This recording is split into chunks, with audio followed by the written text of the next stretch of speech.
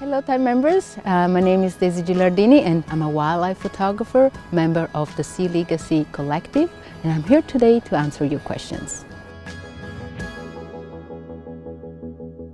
The picture that really is more symbolic for me and for my career is a picture of an iceberg shaped as a heart, which I took during my first trip to Antarctica in 1997, 21 years ago. And for me it's symbolic because it looks like I left my heart in Antarctica on that very first trip, and now every year I have to go back and check on it.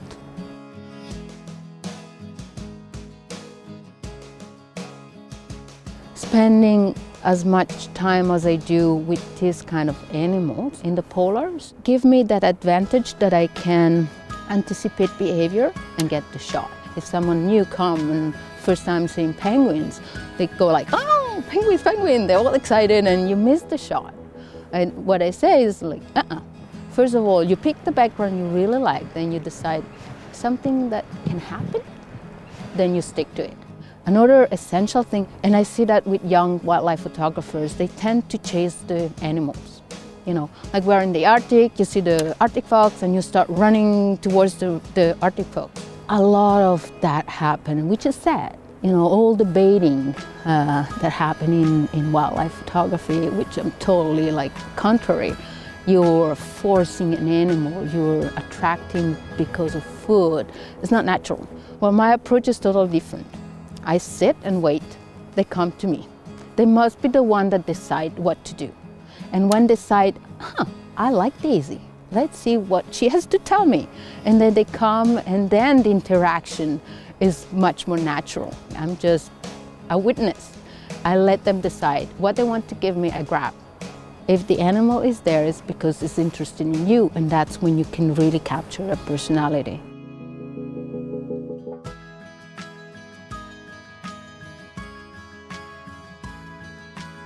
It's not the most beautiful shot I ever got, but one that really touched my heart. The deepest is in 2015. I was in Wapuz National Park, Manitoba, for polar bears.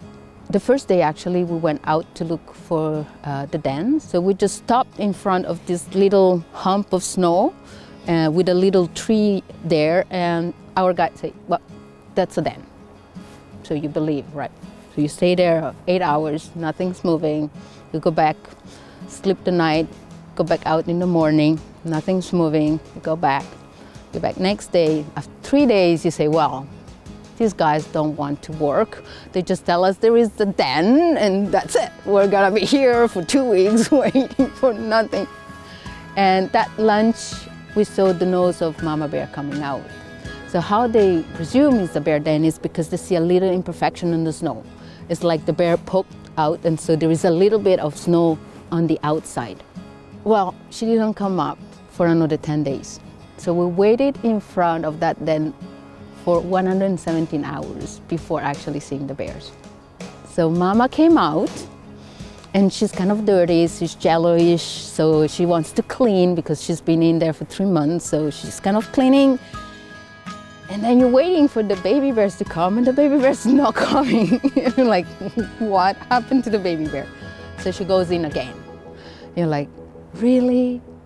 And then all of a sudden she comes back again, and after a while the 2 babies come out. And it was so emotional. It was just the most amazing experience of my life. I mean, so very few people get to actually see the baby comes out.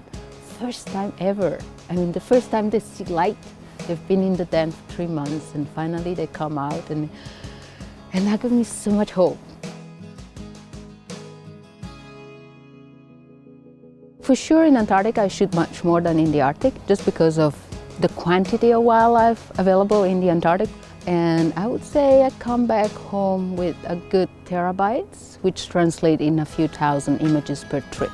To edit a full trip to Antarctica would take a few weeks of work, like 8 hours a day in front of the computer. It's very important for me is to leave time between the shoot and the edit, because I really need to digest. If you want the trip, I think if you edit straight away, you're too emotional.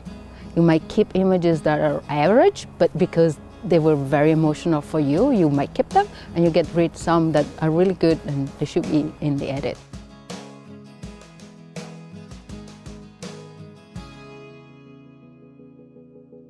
I almost lost my life in Madagascar many, many years ago at the beginning of my photographic career, and I got food poisoning and malaria at the same time.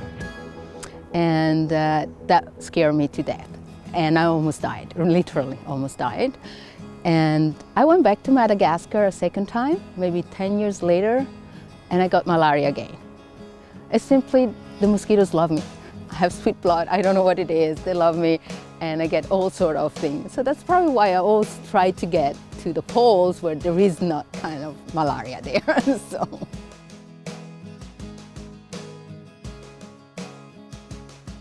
Just be nature ambassadors.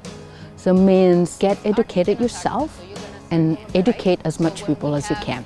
Where we are politically in the world is because of ignorance. And when I say ignorance, is lack of knowledge, right?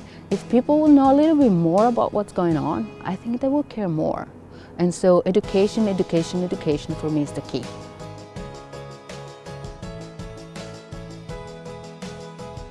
That's easy. Is it?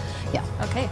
My biggest dream is to be able to go to Antarctica in the winter, overwinter, very close by to emperor penguin colony, and be able to photograph emperor penguin with southern light. It's the equivalent to the northern lights, so the aurora borealis. In the south, you have the same phenomenon, and it's called aurora australis. And that would be my biggest dream. And also seeing the big colonies all together, you know, they have to face temperature as low as minus 90 or 100 even. And I'm fascinated on how they move around to keep warm. Thank you, Tide members, for such insightful questions. They really made me think. Thank you for being part of the Tide and this movement to help the environment.